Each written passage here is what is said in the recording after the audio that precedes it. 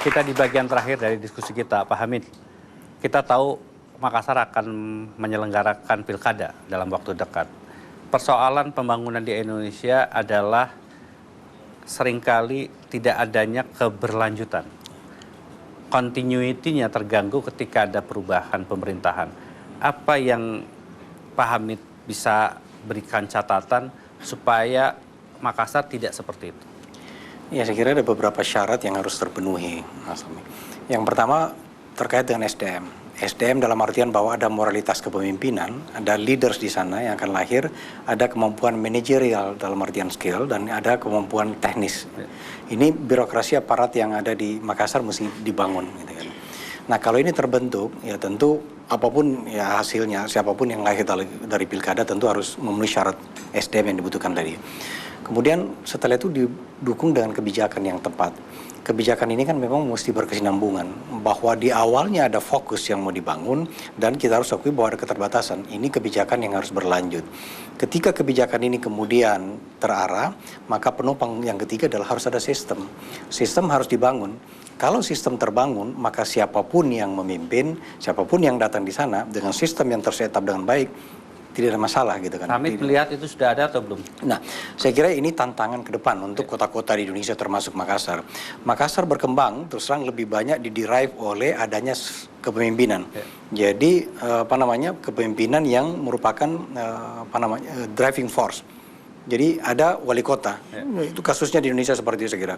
Dulu ada Sragen, ada macam-macam kota yang namanya best practices termasuk Makassar gitu kan. Nah, pembangunan digerakkan oleh orang, sang pemimpin gitu kan. Kebetulan ada pemimpin yang kemudian bisa menyatu dengan masyarakatnya, punya visi yang baik, kemudian bisa menggerakkan. Tetapi ini kan tidak cukup.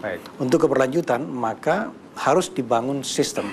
Nah, tanggung jawab Pak Ilham dalam 1 tahun terakhir ini saya kira harus mendefinisikan, men-setup sistem yang baik untuk dilanjutkan kepada siapapun berikutnya. Pak Dhani, seberapa yakin Pak Dhani melihat bahwa Makassar ke depan akan terus tumbuh dan akan menjadi kota utama bukan hanya di Indonesia bagian timur tapi juga mungkin di Asia dan di dunia? Kita bisa mengukur dari beberapa tanda-tanda ekonomi dari bukti-bukti yang telah tumbuh. Misalnya dari properti.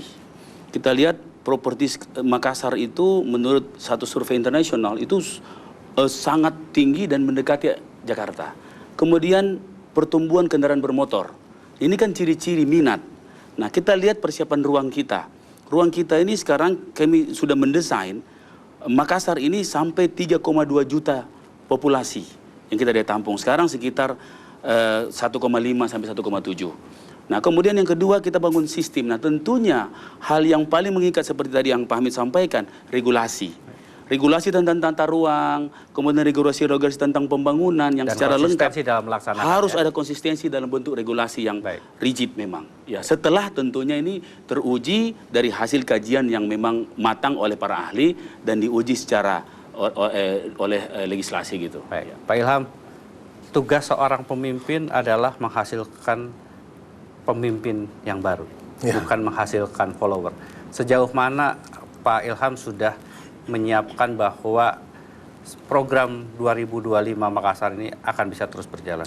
Ya, kalau saya secara pribadi bahwa mensyukuri bahwa kemajuan Makassar itu dibarengi dengan peningkatan kualitas sumber dayanya. Sehingga ketika pilkada hari ini, dalam waktu dekat ini, hadir 10 kandidat.